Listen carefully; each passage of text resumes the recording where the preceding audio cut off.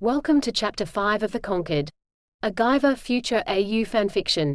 Thank you for listening. Let's begin. The Conquered, Chapter 5, Loyalty. In hindsight, it's hard to see how we didn't view the 4 days before the Advents arrived as a countdown, especially given the suspicions both Sho and Agito had about their approach. We could have used the time differently, but we didn't because we truly did not know.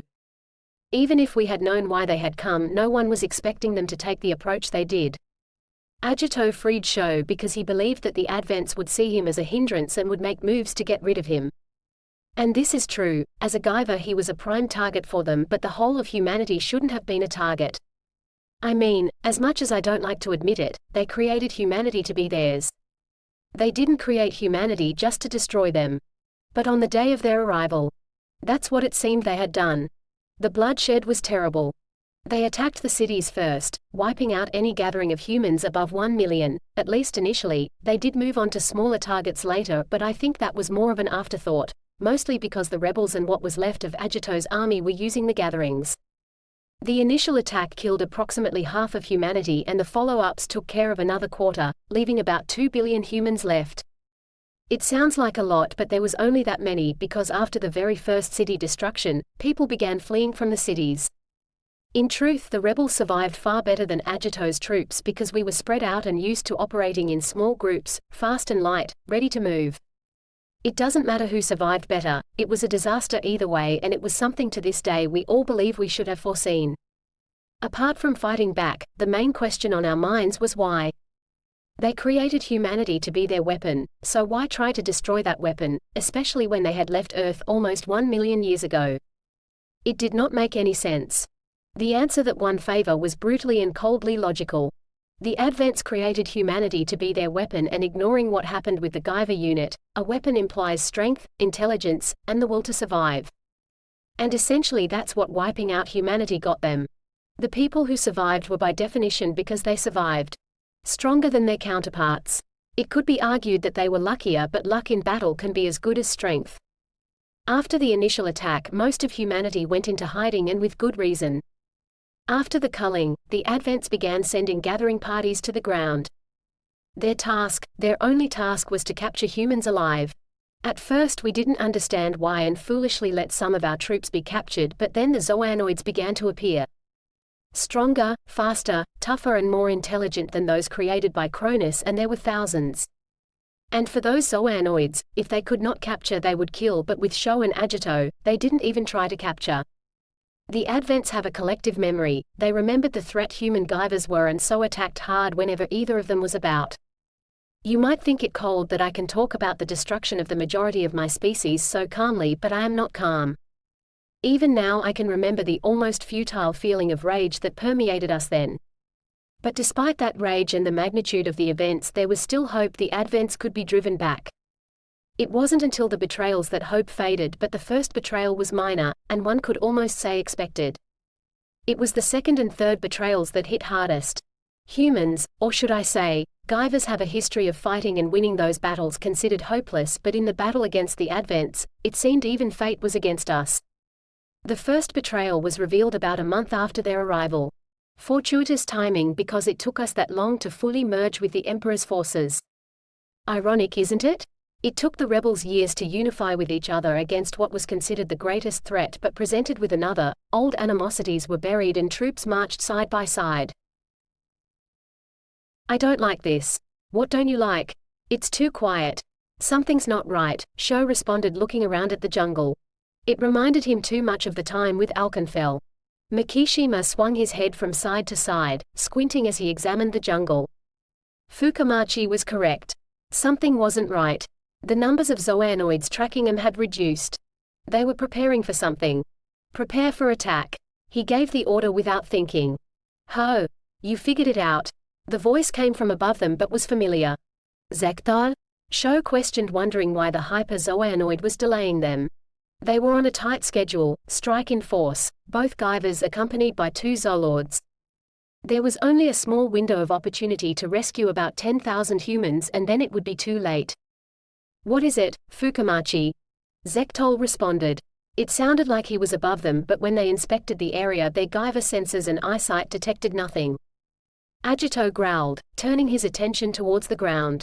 No matter where it sounded he was coming from, the Earth was Zechtel's old haunt, and while the hyper-zoanoid did have wings, he had never seen him use those wings to fly. We don't have time for this. Friedrich, order him out. The Zoolord nodded, closing his eyes briefly as he extended his senses. He was a Zoolord, which meant he could control any zoanoid or hyper-zoanoid, but except for Valkus, most of them had preferred to verbally order their subordinates, relying on the genetic coding to ensure that their orders were carried out. He had never ordered Zechtel in this manner, and first contact, even between Zoolord and zoanoid, was always delicate. Zechtel laughed, the noise coming from all around them. A nice try, Friedrich, but ineffective, and a move that leaves you open. Arg! Friedrich grasped his head, falling to his knees, but apart from his initial cry he made no other noise. He was too intent on trying to block the piercing mental waves that were pounding their way through his brain. Zechtel, Agito snarled as Fukumachi moved to assist the downed Zoolord. What have you done to him? I really don't like answering your questions, Emperor, but this time I guess I will. The hyper-zoanoid appeared, stepping out from behind a tree, to stand on one of its branches looking down at them. He was in full battle mode, but it was a mode that was subtly different from the one they knew. I merely refused to accept his orders, Zechtel added mildly, holding out his claws so that they could examine him properly. It was Zoolord Edward Kalian who worked it out first. Got upgraded, did you? Hee. The opportunity to kill the Emperor came up, so I had to take it. And then of course there is Aptum, but I notice he is not here today. No matter, he will know I am coming for him after today. Zechtel, why? Sho asked as Friedrich got to his feet again. Zechtel didn't look much changed. His armor was still black, but the way it was fitted together now seemed more streamlined, seeming to make him slimmer, and somehow Sho knew it was stronger than he remembered. His claws were now talons, but their color was just off black, and he could see that they didn't form points but were instead designed like small knives, each one with a sharp polished cutting edge. His horns were similarly changed, but the biggest change was in the nubs that were on his back. They seemed to be fixed to his shoulder blades, wing housings for wings that he could fly on. Why? He repeated the question as if it was something that should have been understood by all. Of course, you wouldn't know, Fukumachi. In the years you were frozen I served the Emperor. I had no choice because the defeated Cronus wished it so, but I promised to myself that for Thancred I would destroy the Emperor, and for Eligen, Gaster and Darzeb I would free them from Aptum. But that pathetic excuse for a life form was correct. 5 years ago when he told me I was too weak. He knew it then and I knew it then, but now. Things have changed. He said the last with an unwholesome note of relish in his voice, flexing his claws experimentally. Zechtel. I am more than a Zoolord, Zechtel began again. You, Friedrich, Kalian, were made by Alkenfell. You are extensions of him. You are not pure, but the creators have made me. My power is equal to Alkenfell's, and so you cannot stand against me. The four of them spread themselves around Zechtel. The two Zoolords transforming into their battle forms. You're forgetting something, Zechtel, Agito said. Oh. Alkenfell is dead. Your point? Kalian snorted. You really are stupid. He leapt forward, extending his own claws. He didn't use his claws so much as to try to cut Zechtel, as he used them to define a path along which small blades of energy traveled. Zechtel didn't even bother to dodge. He simply raised his hand, closing his fist on the energy blades. This is how it's done. Kalian, he growled when moved, leaping neatly away from the criss-cross slash of the Guyvers, throwing his own energy blades at the Zoolord. It was a feint, and for the moment they weren't seriously fighting but were trying to feel out Zechtel's new strength, and for Sho it was an opportunity to see what the Zoolords were capable of before the battle truly got serious. Eventually, after about 10 minutes of constant motion and the destruction of a lot of the environment, Zechtel paused, cocking his head as if listening to something. His zooform didn't allow him to have a facial expression, but after a moment he seemed somehow to grin, and an instant later he unfurled his wings. I think you've seen enough of what I can do. It's now time to fight. With a smooth leap he took to the air, rising so that he could see his four assailants. He easily dodged the small bursts of energy the Guyvers were sending his way, responding with his own while he charged a more serious blast. If they remained below him, then there would be nothing but a large hole to say they ever existed. They wouldn't be expecting that. While it was known that he had a super blast, it wasn't the first weapon you used. My orders are to destroy you, Zectol whispered as he fixed the two Guyvers and Zolords in his mind as the targets, feeling the energy sacs he used to discharge his energy realign themselves infinitesimally in response. My desire is to destroy you, so you will die. He fired his energy. A flash of light, lasting less than a millisecond, was all the warning they had. Agito cried out as he moved forward, holding a gravity globe against the blast. He moved the fastest perhaps because he lived expecting attack, even in battle. The gravity globe was just to buy time, and as soon as it left his hands he called the gigantic armor. Its egg-like shape flared into existence behind him, its protective shielding covering them all. As the blast faded, it wrapped itself around Agito and he allowed himself a small smile at the rush of power it gave him, although it was annoying to admit that Zectol was right. The Black Zolord did have the power of Alkenfell. He didn't have the same abilities.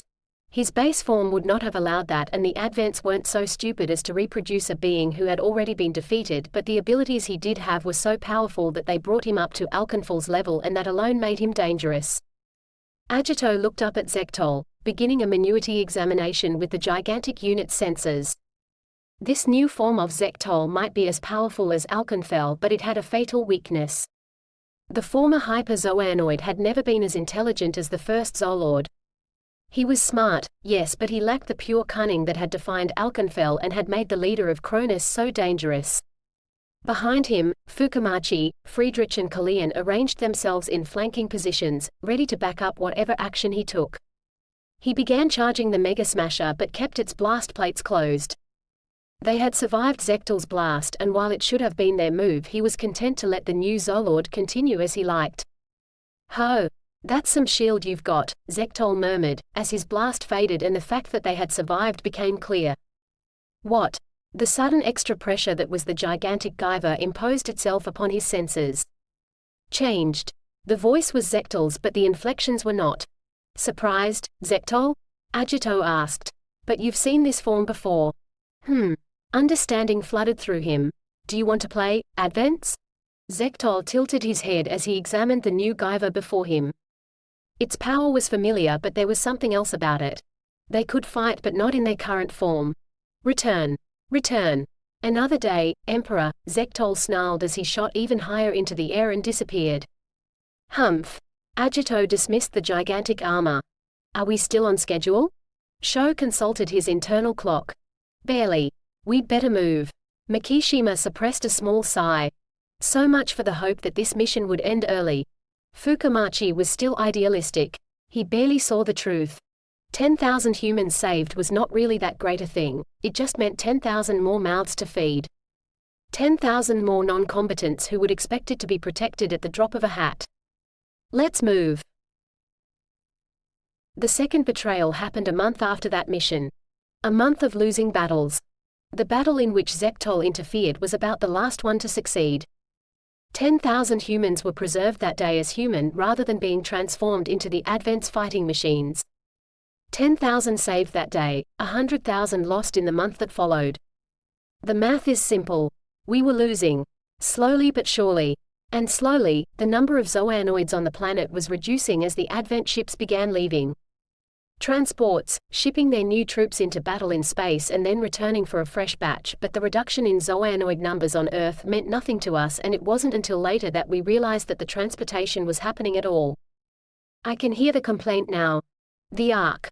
The Ark and her sister ships that Agito had built were no more. They had fought valiantly, and while they were bigger than the Advent ships and it can even be argued more powerful, they were not as fast and they were not as maneuverable.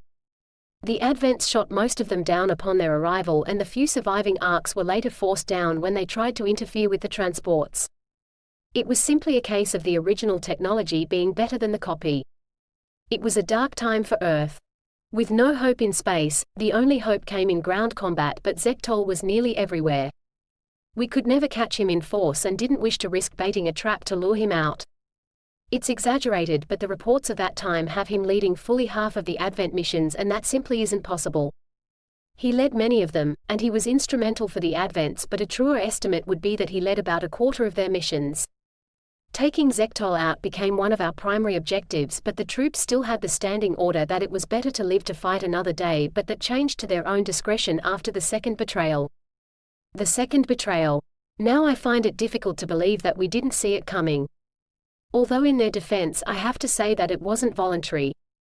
At least the first ones weren't. With Valkis I cannot be sure. He was a brilliant scientist, but after Cronus' fall to Zeus and God's ascension and the new Zoanoids, we cannot be sure that he was still sane. Something inside may have broken. We will never know if his betrayal was forced or if he was compliant. It is a question for future historians. I am not seeking to condemn anyone here. I fully admit that I am biased, but as I have said, I do not care now about right or wrong. I am simply trying to say what was. Watch. We have to watch this fight carefully. The thought echoed throughout the ship and beyond, bringing the attention of entire consciousness to a small point on the planet. We know. This will show to us the extent of the problem. They have told us, but we must be sure. Another thought was projected through the hole. Compliant with the first instructions but annoyed at the reminder. They knew the dangers that still lurked on this planet. Is it possible? A third thought asked. Such a thing has never been documented. It is possible because it is this accursed planet. The first thought responded forcefully, almost reaching out and physically crushing the one who had dared to question it. This experiment is dangerous, out of control. We should have destroyed them all. The experiment is dangerous, but it is useful, and it is the only thing that can stand against the Techie. And from millions there are only two who are out of control. The second thought was calmer. For now. Where is the third? Why were they left here at all? They should have been destroyed then. It is unfortunate. The second thought broke in again before the argument could escalate as had done recently. But we did not know they were left, and if you relax you will see that it is a good opportunity. We can test our new children against them. Remember the Techie. This will be a good test. Now watch, and witness the power of our new children, those who will force the Techie to bow down before them. There was silence for a moment before the third thought spoke again. I still do not think it possible that the one of the three units left here could have evolved. No other race who have units, who have been using them for millennia, has even come close to the power our new children are claiming. Whether it's true or not, they should have been destroyed. The first thought had to have the final word. Whether it is true or not, they will be destroyed. The second voice spoke again. Now watch. It finished, more than a little angry. If they were going to be extolled to watch, then those who had given the instruction should be following their own advice and not blathering over the event.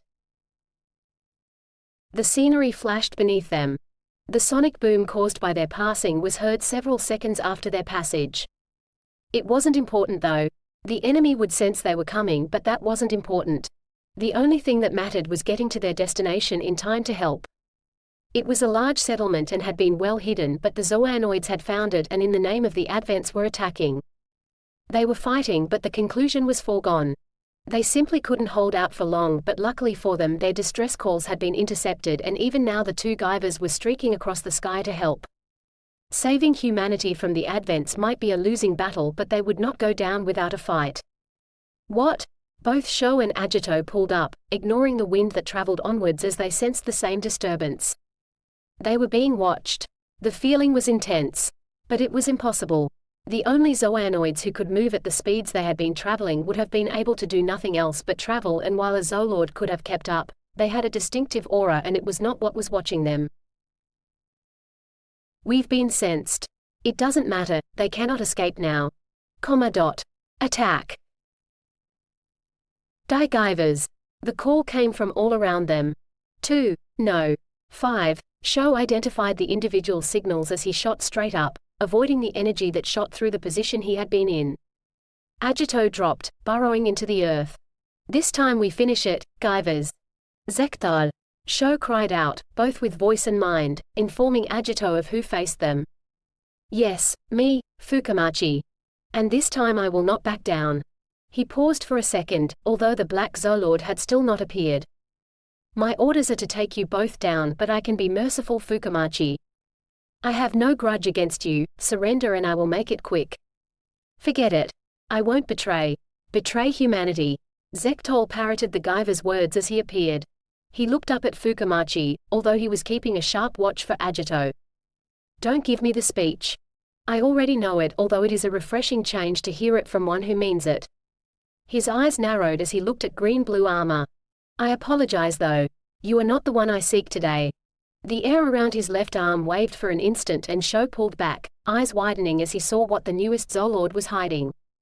And I have no desire to be caught in a battle against you, he continued as if nothing had happened, so you will have to settle for those who accompanied me.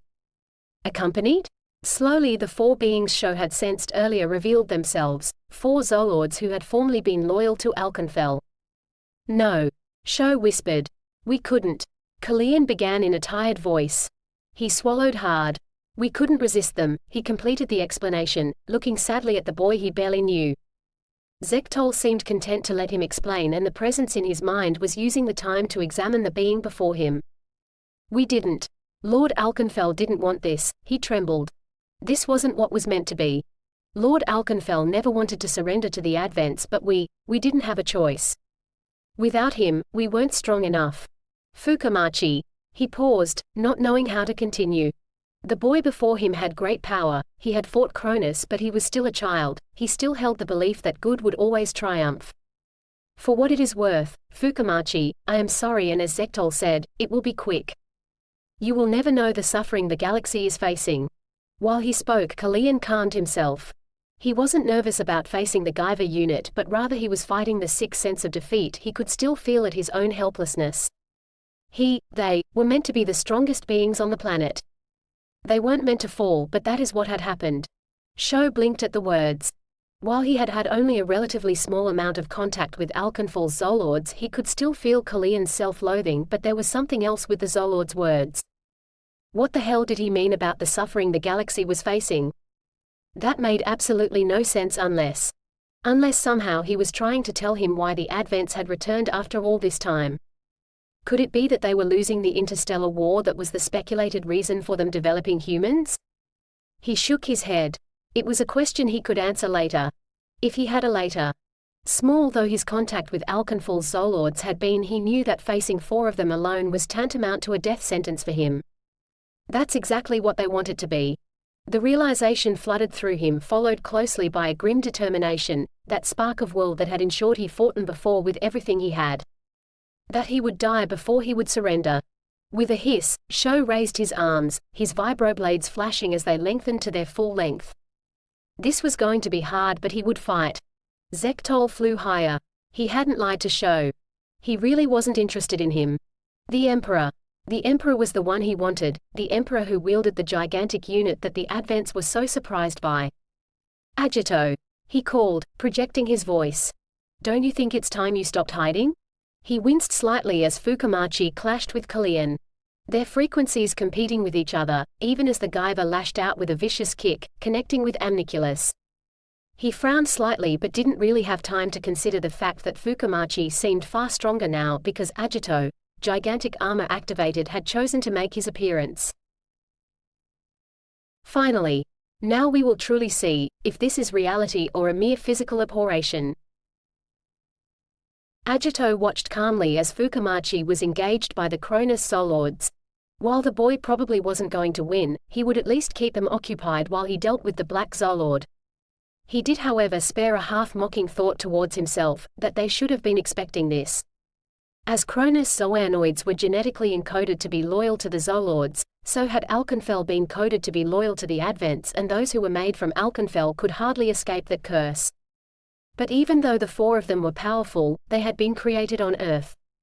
Their powers were known, and it was the presence of the Advent-made Zolord that was setting his Guyver senses on edge.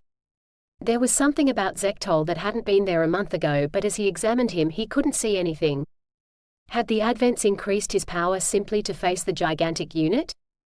But if they had, then what had they done? Emperor, Zektol said quietly as he brought himself level with his longtime foe. Zektol, Makishima responded, still using the time to size up the Zolord. Their battle the month previous had been informative, but it hadn't been anywhere near long enough or constructive enough for him to determine what new abilities the Advents had given one of their children. He felt stronger, but that was about it, and that didn't seem sophisticated enough for the Advents. There had to be something else. Show us his abilities. Today it ends, Zektol continued, his voice oddly devoid of expectation. Yes, Agito agreed amicably. Whatever the Advents had done to him. However they had hidden it, their new creation was not going to stand against the fully unleashed power of the gigantic unit, and he wasn't going to hold back. Today I will kill you, an indulgence I should have granted myself a long time ago. If Zektol could have smiled, his lips would have been pressed together in a thin line. He'd been waiting for this day for a long time, and while it was only half of his task, Agito's blood covering his claws would feel so good. Today, one of us dies. But it will not be me. Show us now. Agito yawned deliberately at the words. He'd been expecting a response like that from Zektol, and such an assertion left him open for baiting. He wasn't disappointed at the Black Zolord's response. With a growl he forgot the formalities and launched himself towards the Emperor, claws extended to slash at his chest. Mikishima dodged nimbly, dancing lightly out of the way despite the bulk of the gigantic unit. The unit was large and powerful, but while it looked ungainly, it was faster and much more maneuverable than the base Guyver armor.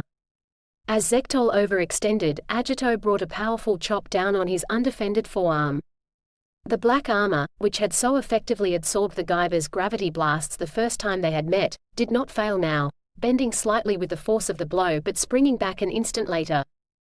Not that Mikishima had been expecting anything else, but it was a useful test. His armor is about 50% stronger. He concluded as for the moment he simply evaded the Zolord's attacks. And his energy blasts are stronger, but the Advents had upgraded Zektol, making him a Zolord. His physique was slimmer, faster and stronger. His energy blasts were more concentrated, and his final blast was on a par with a Guyver's Mega Smasher, and like all Zolords he could telepathically command his Zoanoid underlings. But those changes were something Cronus could have achieved if they had been so inclined. It hardly seemed right of the great Advents that they could do so little, especially for the individual they seemed to have chosen as the new leader of their forces. They sparred for a while, each unwilling for the moment to commit their full strength to the battle, using the continual flurries of kicks and punches to feel out their foe. It's real. It doesn't seem possible, but it is. It is real, but it will be destroyed. The other can be captured to see what he knows of its creation. Yes. That is the best plan. Agito jumped back, after placing a solid kick, backed up by a gravity globe, released point blank into Zektol's midriff. The Zolord was armored, and while that protected him from vibroblades and most physical and energy attacks, a large enough shock could still pulverize his innards. Internal bleeding left no mark on the outside but was exquisitely painful and far more dangerous than a flesh wound, and if that's what it took to defeat Zektol, then Mikishima would give him those internal injuries and watch as he coughed his innards out. But something wasn't right. Something with his new abilities didn't add up. What are you hiding? He snarled. He knows. Destroy him. It was Zektol's turn to present the calm face. Your death, he responded clearly, listening to the voice of the Advents. He shot his right arm up, firing his energy directly at Agito. The Emperor dodged, but that was expected, and this energy wasn't merely a blast. Mid-flight the blast divided into 5 streaming points of light that traced the Dark Guyver's movement, and even as Agito fainted left. Too late, Agito, too late. Zektol whispered. Throat. Wrists. Ankles. 5 points of restraint. Ugh. The strangled cry came from the Emperor as, despite the speed of the armor, he was brought up short. He snapped his eyes to the bonds holding him and was surprised to find brilliant strands of light wound around his armor, light that was burning its way through. As he caught his prey, Zektol spared a glance for Fukamachi. The boy was still dodging the attacks of the other 4 and was only occasionally fighting back. His armor was scorched in places and red splatters covered it. He was still fighting, but he had been wounded. The boy was not in any position to help gigantic Guyver Mikishima. Destroy him. Soon. Zektol whispered the response, turning back to the now trapped Agito. Feeling what would have been expressed as a smirk of triumph, he flexed his claws before balling his fingers into fists and raining heavy blows down upon the now defenseless Guyver. Do you like your restraints? Emperor? Grr. I think it's rather appropriate, actually. Those bonds will hurt you, Zektol began. As he began to speak, almost illustrating his point, the light cut through to flesh and thick blood began to well out, plinking in a steady stream to the ground. They will not kill you though, but that is just. They are like Eligen, aren't they? And despite everything, you only injured him. I'm saving their killing aspect until I can use it on Aptum. Hey! Agito had recovered his composure. Energy that had a physical force beyond blasting was unusual, but it just confirmed his suspicions that the advents had done something more to Zektol than simply increase his strength. And while he was bound, the force that Zektol had unleashed thus far was insufficient to do him serious damage. You'd better hope that kills him, otherwise he might decide to complete his collection of hyperzoanoids. Stop playing. Kill him. Soon. I have waited a long time for this.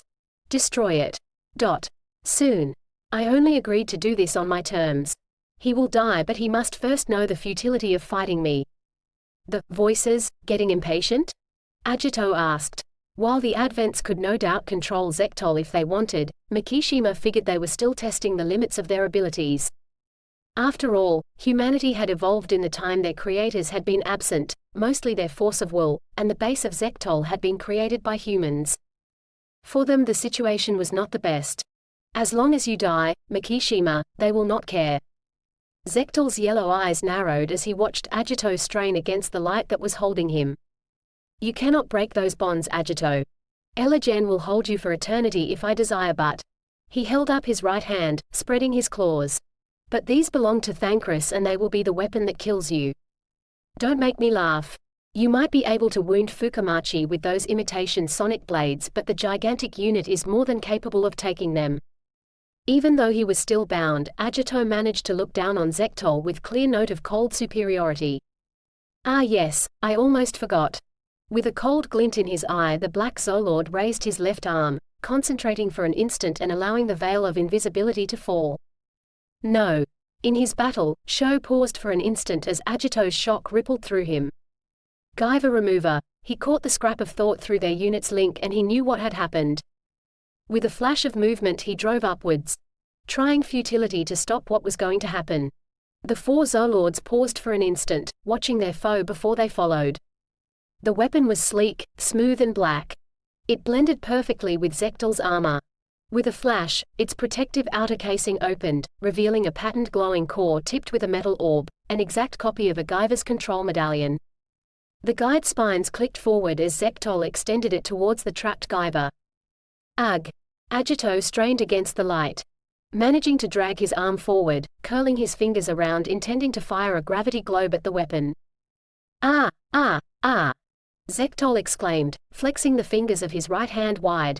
The light-tying Agito responded like the strings on a puppet, pulling his arms and legs wide and tightening on his throat. Internally, Agito grabbed at the presence that was his armor. You are mine, he growled at it. You will remain loyal to me. Beneath his armor, Mikishima grimaced and snapped off a quick burst from his headbeam. Zektol dodged, still shaking his head, and with a visible compression wave of power forming around his left arm he fired the remover. Agito gritted his teeth. Pain. That's all he could feel. He'd been hit with a remover before, but the effect on the gigantic unit was 1,000 times worse. Zeus tried to hold on to the thought that demanded the unit stay with him, no matter what external commands it was receiving, but the pain drove everything from him and all he was left with, for less than a heartbeat, was a vague sense of possessiveness. If he'd been capable of rational thought, he would have been praying that that was enough. Mikishima felt as if every cell in his body was being ripped apart, but that was nothing compared to the pure, white-hot pain that was burning through his brain. He shattered the bonds holding him as his body jerked reflexively, trying to curl up on himself and somehow dampen some of the pain. But then it happened. After what seemed an eternity but was only a moment, the gigantic unit split apart and was dragged towards the pulsing center of the remover. Yes. It will be destroyed. Capture the other Guyver. Before we destroy him, we must learn. No. The scream came from everywhere. There wasn't any thought behind it save the knowledge that the gigantic unit couldn't be lost, but the cry was enough. One by one the pieces of the gigantic unit veered from their path of destruction and instead flew towards the rapidly approaching Guyver. It took less than an instant, and by the time Zektol turned to look it seemed as if Sho was surrounded by black Guyver armor. The next instant, the pieces had melted together, lightening and forming themselves into the gigantic armor of Guyver. Fukamachi reacted to the power surge without even thinking. He turned, sonic blades extended and slashed through a vicious arc down through the Zoolords who had been pursuing him. De Galenos was the closest and had time for a strangled cry as the blade cleaved him in two, running neatly shoulder to crotch. As quickly as that, it was over. De Galenos was dead. His body fell silently to the ground below. Already beginning to decompose, the Zolord crystal shattered. Glowing pearl-light eyes seemed to narrow as Sho gave the other Cronus Zolords a warning stare before turning back to Zektol. What just happened? There was a hiss of expelled air from the Guyver unit but no other sound. No one moved and the moment seemed to drag on forever. Agito, Sho snapped through their link. Agito, are you all right? The black Guyver looked mostly whole, although parts of his armor were reforming after almost being ripped off with the gigantic unit. Ugh, HH. The less than dignified response came back to him, and while it didn't sound good, it did allow Fukumachi to focus his whole attention on the Zolords. Zektol, Sho said, aware of Mikishima slowly lowering himself to the ground, still trembling with the after effects of the remover, while the other Zolords moved to surround him. Despite the death of one, it appeared the Advents were exerting their influence. That is your command? The gigantic unit is to be destroyed. Although my orders about you had changed, but now that you have the gigantic unit, it is you who must be destroyed, Zektol began as he reached out to touch the Advents. They had been silent since Sho had called the gigantic unit, but surely that meant that Guyver I was now the target. Destroy it. The order finally came to him, and from the brief nods the other Zolords gave, they had heard it too. Beneath his armor Sho frowned. His unit's sensors had just shown him that all the Zolords were falling into ready positions. Help me. The plea was directed to his armor. While he had just been fighting 4 Zolords without the gigantic unit, they hadn't really been serious about fighting him and almost seemed to be trying to capture him, and in a way the fact that there were 4 of them had hindered their ability to attack him cleanly. Now though there would be nothing stopping them. He fell into a ready position, ignoring the ski sound his control medallion was producing. After a moment it stopped and he shook his head against the feeling that something important had just happened. What's important is this battle, he reminded himself. Amniculus began, driving forward with a punch aimed at the small of Sho's back. Guyver I flinched sideways and trapped Amniculus's arm before twisting suddenly and landing his own punch squarely on the Zolord's face. Sho continued to turn, extending a sonic blade and driving its edge towards Kalian. The other Zolord met his slash, catching the blade in his claws, but the green-blue Guyver didn't pause in a trial of strength. To pause in this battle was to allow the others to were opened wide. It was a reflex. While he looked out from the armor and could see the enemies in front of him, the Guyver's sensors feed other information directly into his brain. It was a confusing, ever-shifting array of vision, true 720-degree awareness, and while it made no difference whether his eyes were opened or not, it seemed less confusing somehow if his eyes were opened to their widest extent. Perhaps it was the delusion that all the information was coming from his senses rather than the alien presence that was his unit. Whatever it was one of the few ways he had found to comfortably use the information his unit was supplying him with, and if he didn't use all the information he had, then he would die. He continued to fight, dodging and weaving through them, ignoring the small slashes that were getting through his defenses. Minor injuries were just that, minor. The Guyver unit could deal with them easily, but a major injury would probably allow Zektol the time he needed to aim and fire the remover, and he couldn't allow that. Help me, he once again sent the inquiry towards his armor. A soft smile creased Fukumachi's features as he felt his response. I will. We will help you. He dove forward. He was going to win this. Agito stumbled as he reached the ground, but it was only an instant before he recovered. The pain he had felt was fading and his unit had finished repairing itself. He looked up, in time to see Fukumachi being surrounded by the remaining Zolords. It seemed they had no further interest in him, and from the confident vibration that was being emitted by the gigantic unit, it seemed that it was confident of its ability to fight so many. With a frown, he reached out, trying to contact the resistance. They were here on mission after all, but he supposed by now there would be nothing left to save. Base. Come in, base. We read you, Mikishima, Tetsuro's voice responded. Where the hell are you? A grimace flashed across his face. It was so nice to know that Tetsuro cared. We're about 10 clicks away from the target, but we ran into a small problem. Forget the target. Tetsuro replied. It's gone. He added sadly, already mourning the loss of more life. So what's this problem that's big enough to occupy the two of you? Once the situation was explained, Tetsuro would understand, but it seemed that years of being with the rebellion had given Tetsuro a sharp tongue and an attitude that refused to admit that problems couldn't be overcome. Either that, or it was because he was talking to him, the Emperor. Agito nodded to himself. That could be it. While they were working together against the Advents, the tolerance levels on either side weren't high. The problem, Agito continued reporting, this time not bothering to keep his tone reasonable, comes in the form of 5 Zoolords. So I can tell you what has happened to the Cronus Zoolords. Kalian, Amniculus, Digalenos, Bunhyan and Zektol. Zektal. Yeah, that idiot is here. Back at the base, Tetsuro looked around the now silent control room. Most of the leaders were here and Agito's news had struck them all deeply, but then a new thought occurred to him.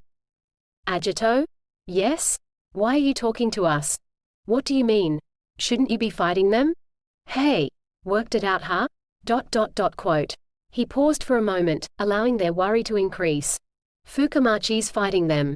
It's not really that bad, you know, it's only 4-1. 4-1? But you said there were 5. Digalenos is dead. Help him. Mizuki's voice broke through clearly.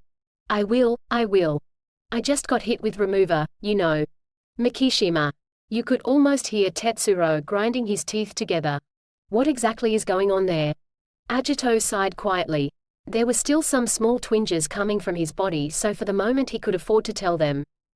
Besides, Fukamachi seemed to be holding out okay.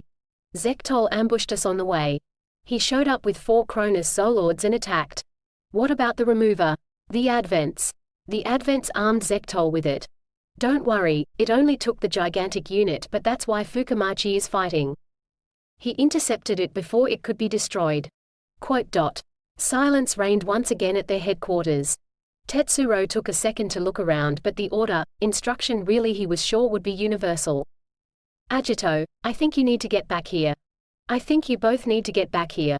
Tetsuro's voice was quiet and lacked all of the antagonism that had been there previously. Now, his simply sounded tired. Mikishima nodded. As soon as we can break off, we will.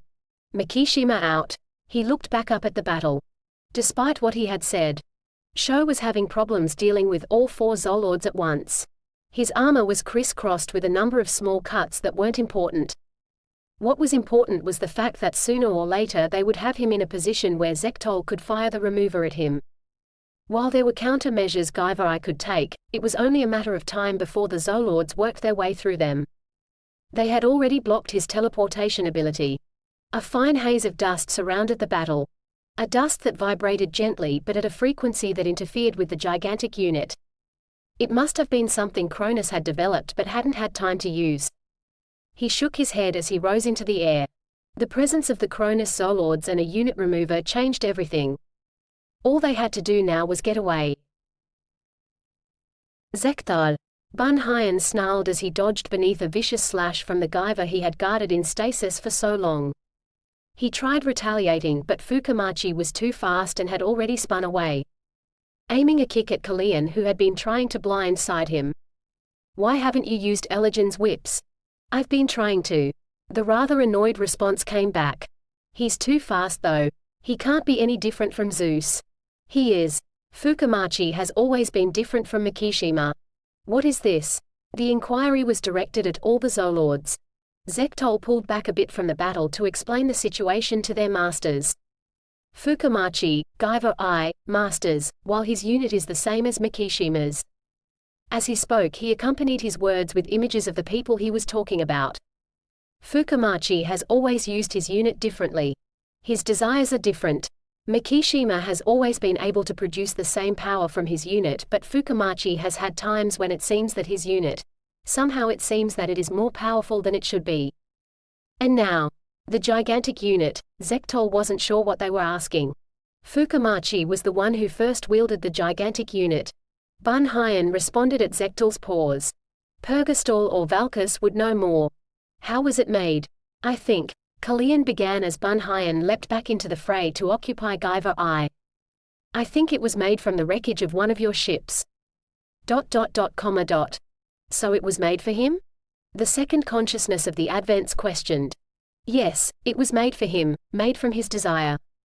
For the next few moments the Advents were silent to their servants, but within their consciousness hasty plans were being made. This is more than a physical abhorration.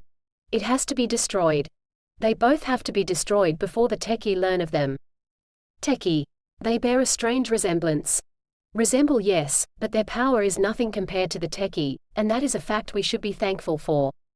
Perhaps, but we need to consider this more. This Guyver I's strength is not what we planned for, especially if he can fight the remover. We should destroy this experiment completely. Perhaps, but for now our children need to withdraw. We are nearly finished with this planet, but we still need our children. We cannot lose any more of them. Withdraw. The order was given. Masters? Zektol questioned. Withdraw. The situation has changed. As one, the four Zolords pulled back from gigantic Guyver I, deliberately choosing four opposing angles to evade upon. What? Sho questioned at the sudden movement, spinning as he tried to track them all. The situation has changed, Fukamachi. Zektol began. Around him the other Zolords were indicating towards two silhouettes that were rapidly approaching, as well as the slowly rising form of Mikishima. The Black Zolord looked towards the place the village had been. Your mission objective today has been destroyed, so I suggest you withdraw while you still can, Fukamachi. Sho followed his line of sight. With their attack he'd almost forgotten the village, but as Zektol had indicated there was nothing but smoke rising from the houses. Even from this distance he could see the dead strewn everywhere like carelessly discarded toys, and he knew that those who had survived the attack had been rounded up and taken to an Advent processing unit. He turned back to Zektol, a sudden extra menace in his posture. Tell your masters, it will not last forever. They will be destroyed.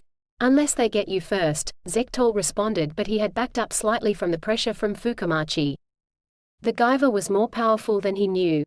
They continued to hold position, staring each other down, Zolords versus gigantic Guyver, neither side willing to back away until Aptum and Mirabilis moved to flank Fukamachi. Shouldn't you be going? Aptum questioned, eyeing Zektol's new form. Hey! And what can a mere Zoanoid do? Zektol taunted. Imakaram, Bunhyan said softly to the white Zolord. Alkanful's hand, Kalian said in the same soft tone. We will withdraw for now, Mirabilis, but remember you knew his plans. You knew him better than any of us did. You must do what he would have done. You cannot let it end like this.